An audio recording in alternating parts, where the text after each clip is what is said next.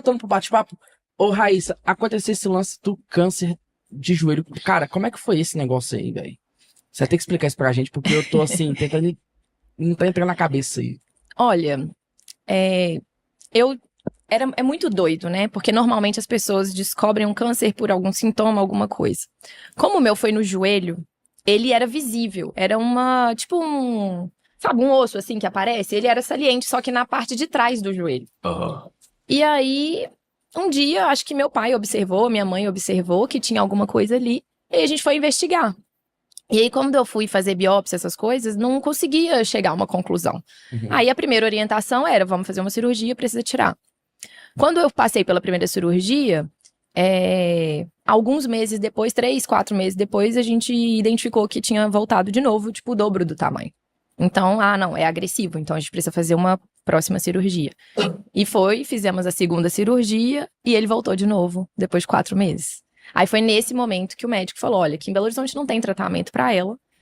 A nossa recomendação é que se realmente ampute, porque é muito perigoso ir para algum órgão.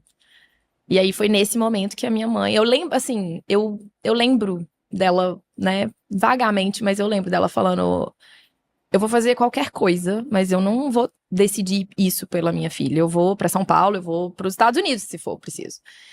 E aí foi a minha sorte, né? A gente foi para São Paulo. Na época, a esposa do Roberto Carlos estava no mesmo hospital que eu fui. Eu fui pro Albert Einstein. Meu pai falou assim: eu não sei como que eu vou pagar esse hospital, mas se falaram que é pra lá que a gente tem que ir, a gente vai. E foi isso. E tem um caso muito engraçado depois do Albert Einstein que eu quero contar pra vocês. E aí, só concluindo aqui, pra não ficar muitos loopings abertos, né? Mas a esposa do Roberto Carlos, na época que teve câncer, não sei se vocês lembram, ela estava nesse hospital e a equipe médica dos Estados Unidos veio para poder fazer o cálculo, né, dos tratamentos e tudo.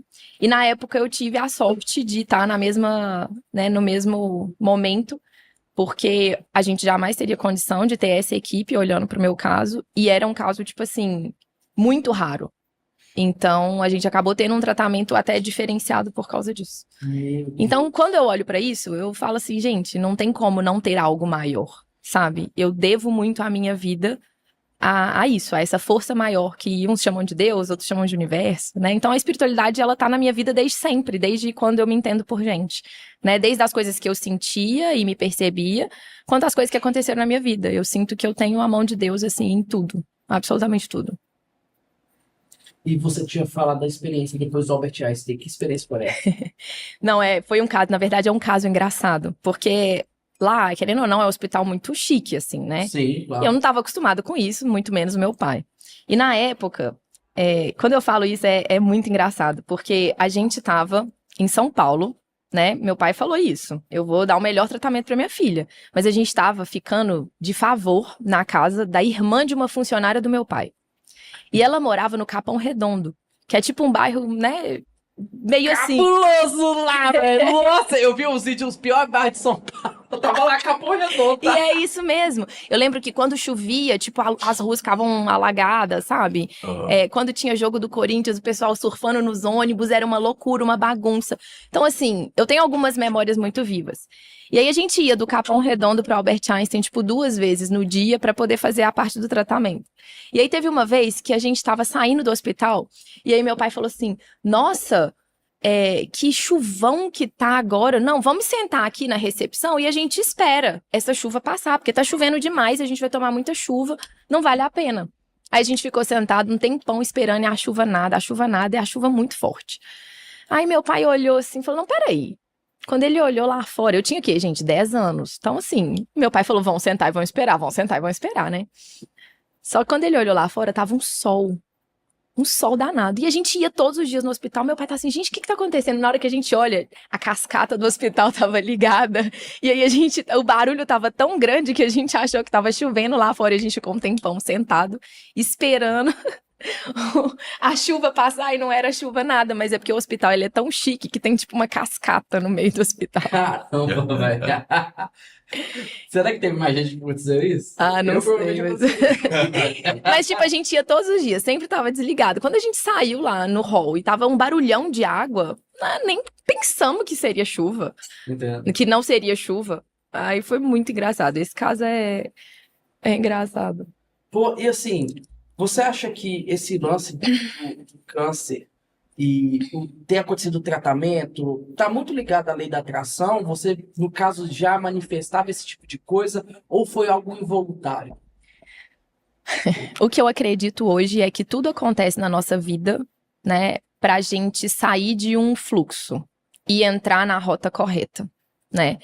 A doença, pra mim, na minha concepção e depois, né, de tantos estudos de medicina tibetana, outras medicinas que são diferentes da nossa medicina ocidental, é que a doença é como se fosse um grito do nosso sistema nervoso por saúde. Então, quando acontece algo ruim fisicamente, é porque tem alguma rota ali que não tá. A gente tá fazendo alguma coisa que a gente não deveria. A gente precisa voltar pro caminho correto. Porque o caminho correto é um caminho de alinhamento, é um caminho de expansão, é um caminho de crescimento, é um caminho de evolução. Quando a gente sai da rota, a gente precisa de alguma coisa para fazer a gente recalcular a rota. Então, eu acredito que tanto a doença vem, né, nesse lugar de te recolocar na rota, tanto a questão financeira, problemas financeiros, problemas de relacionamento. Na verdade, todo tipo de relacionamento, todo tipo de problema é exatamente esse ajuste, porque o nosso sistema nervoso, ele começa a produzir situações para que a gente volte para esse lugar de alinhamento, de crescimento, de expansão. Se a gente não está crescendo, a gente está morrendo. Uhum. Então, eu acredito veementemente nisso, mesmo, real, assim. Se você acha que, eu tô aqui, né, estagnada, eu estagnei, eu não acredito na estagnação. Ou você tá crescendo ou você tá morrendo, não tem como. Então, eu acredito que a doença, ela tá recalculando a rota, é o seu corpo te mandando uma mensagem, tipo assim, por aqui não dá, muda. Entendo. E assim, você poderia explicar pra gente o que seria essa medicina tibetana, no caso? Tá. A medicina que a gente tem hoje, né, medicina é qualquer tipo ou sistema de saúde. E sistema de saúde é o que a gente, né, utiliza como apoio para que a gente tenha bem-estar físico, mental, emocional. Mas há críticas com relação a essa medicina atual, por exemplo, que nem o pessoal fala aí, alguns teóricos da conspiração, essa medicina que a gente tem hoje foi por causa de Rockefeller, que comprou esse tipo de indústria e associou com a indústria farmacêutica, deixa a gente viciado em remédio, não dá cura, dá apenas uma solução a curto prazo e continua se alimentando do dinheiro das pessoas. Você acha que isso é uma verdade, no caso? Eu vivo uma medicina diferente. Eu vivo uma medicina exatamente... assim, claro, quando eu adoeci, eu precisei exatamente dessa nossa medicina moderna, porque senão, realmente, eu não sei onde eu estaria hoje. Então, eu acho que a gente tem que ser inteligente. O que é ser inteligente? Você utilizar uma medicina como a nossa, que ela é, assim, ela é bisturi. Ela vai lá e resolve aquele grande problema de um jeito, né, rápido, mas talvez um pouco mais agressivo, vamos dizer assim. Só que existe uma medicina preventiva, se você for olhar, a nossa medicina tem o quê? 200 anos? Medicina tibetana, medicina chinesa, tem muito mais de 5.000, 8.000 anos. É milenar. São medicinas ancestrais. Então, assim, a tecnologia e a modernidade, ela é maravilhosa para alguns casos que uma preventiva não vai conseguir te trazer. Só que ela deixa a nossa mentalidade muito imediatista. Então, em uma sociedade que está extremamente imediatista, a medicina moderna, ela faz mais sentido pela forma como a gente leva a vida. Quem que fala de, né, prevenção? Quem que fala de longevidade? É muito difícil. As pessoas estão com dificuldade para academia, sendo que a gente já sabe que não tem como não ir. Tem que fazer algum movimento para o corpo precisa disso, né? Então a gente vai adaptando, o estilo de vida vai levando a gente cada vez mais para o sedentarismo e a gente vai ficando cada vez mais preguiçoso. Então eu acho que a medicina moderna, ela tá num lugar assim, né, realmente que trata muitos sintomas, né, e não a causa.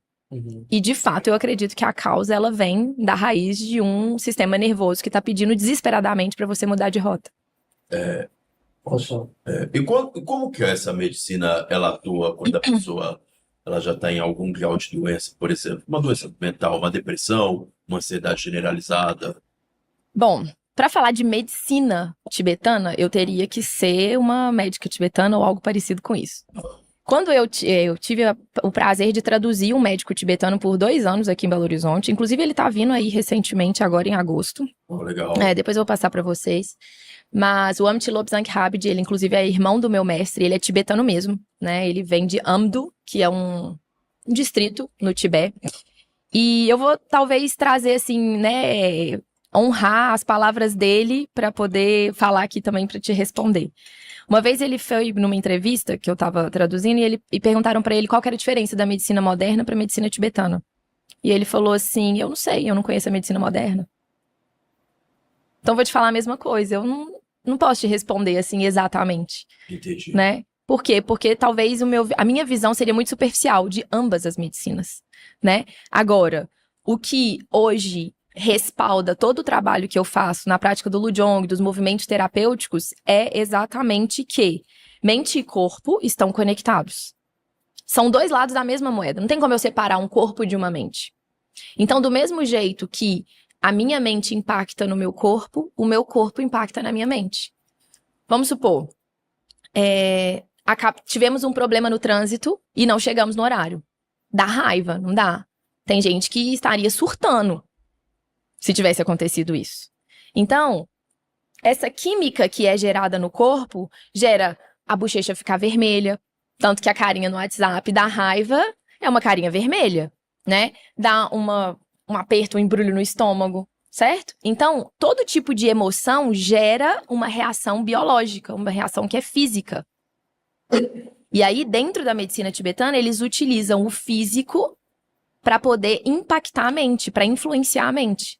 Então, do mesmo jeito que se eu ficar aqui, né, pensando ou vivenciando situações que me instigam emoções, e essas emoções vão impactar cortisol, estresse, serotonina, ocitocina, tudo vai mudar dentro do meu corpo por causa daquelas emoções, a partir de algo que eu experienciei mais intelectualmente. O contrário também é verdade.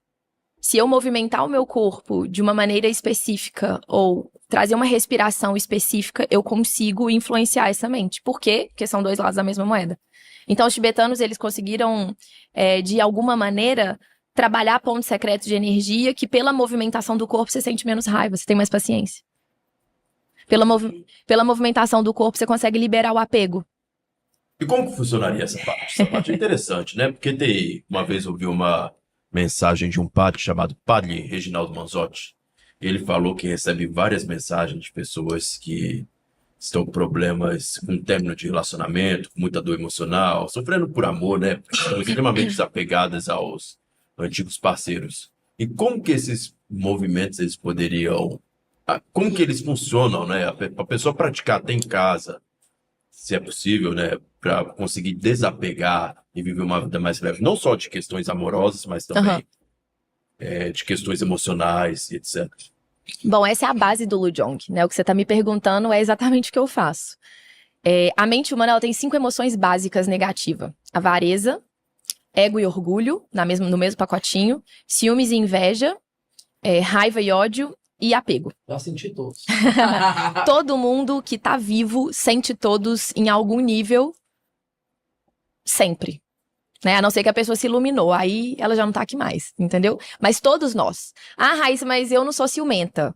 Ninguém é ciumento e todo mundo é invejoso, né? Mas a gente nunca reconhece isso na gente. Mas é uma emoção básica, negativa da nossa mente, que tá associada aos 5 elementos que a medicina tibetana utiliza o equilíbrio dos 5 elementos como saúde.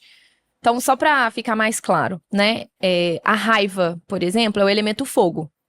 Então, eu comentei com vocês que a raiva deixa a gente quente, não deixa? Bochecha vermelha. Então, existe uma química, um processo químico acontecendo aqui. E o que é o fogo? O fogo é a nossa temperatura corporal. Pode subir demais? Não, não pode. Não pode. Pode abaixar demais? Também não. Também não. Então, precisa de um equilíbrio, tá? Só que isso é no nível do corpo, a temperatura e o metabolismo.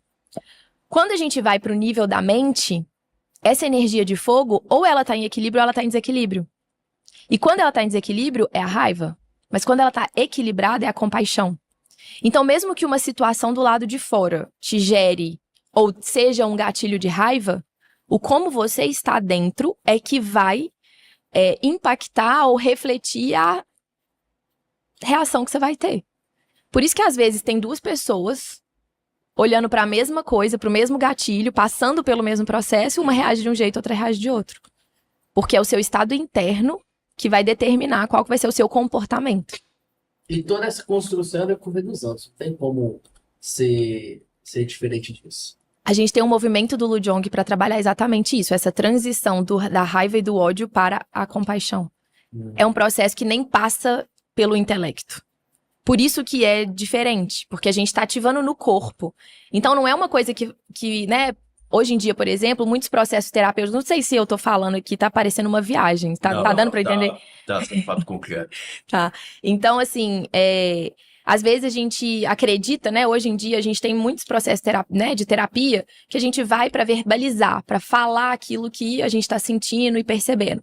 Só que muitas vezes a gente não sabe como que a gente muda aquela emoção que a gente tá sentindo. Então, existe essa técnica, né? Chama Lujong, são movimentos terapêuticos que vão fazer esse processo acontecer de transformação dessa mente, da polaridade, né, que a gente chama de qualidade deturpada para qualidade pura, sem passar pelo nível intelectual de escolha consciente. Entende? É um processo é como se fosse uma limpeza interna que vai acontecendo. É literalmente a purificação da mente. Uma espécie de meditação, né? É uma meditação em movimento, mas são exercícios mesmo, movimentos que coordenam a respiração e vão ativando e liberando bloqueios energéticos. Porque nós ficamos com qualidade deturpada e a gente expressa isso porque a gente tá... É como se a gente estivesse retendo bloqueios energéticos. Quando a energia não flui, aquilo vai ficando acumulado. E aí isso vai deixando a mente viciada. Então, esse processo de purificação, ele vai acontecendo à medida que a gente vai desenvolvendo mesmo o sistema nervoso, né? E assim, vou entrar num